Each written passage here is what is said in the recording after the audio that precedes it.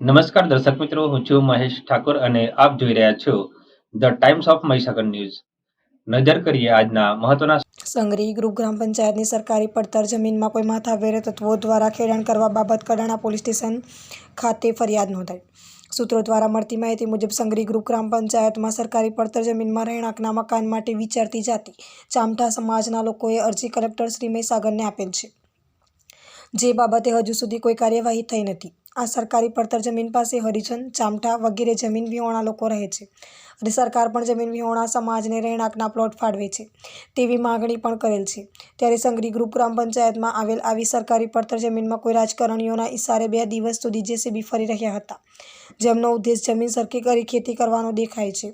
તો આ સરકારી પડતર જમીનમાં જેસીબી કયા કારણે કામ કરી રહ્યા છે તે બાબતની જાણ કરવા ચામઠા સમાજના શ્રી રાજેશભાઈએ ચાલુ જેસીબીનો વિડીયો ઉતારેલ અને તે વિડીયો ખાણ ખનીજ વિભાગ મહીસાગરને મોકલી આપેલ અને તેમને વિનંતી કરેલ કે આ બાબતે યોગ્ય કરે.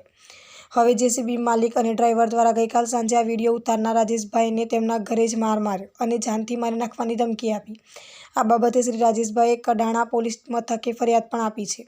અત્રે એ નોંધ લેવી જોઈએ કે જમીન વિહોણાને રહેણાંક માટે પ્લોટ મળતા નથી અને કોઈ માથાભારે તત્વો સરકારી પડતર જમીનમાં કોની રહેમરાહે દબાણ કરી રહ્યા છે તે પ્રશ્ન સૌ ગામલોકો પૂછી રહ્યા છે. સરકારી તંત્ર આ બાબતે યોગ્ય પગલાં ભરે તેવી લાગણી સૌ ગામલોકો કરી રહ્યા છે. આપના વિસ્તારના પડે સમાચાર જોવા માટે અમારી channel The Times of Mahisagar ન્યૂઝને લાઇક, શેર અને સબસ્ક્રાઇબ કરો.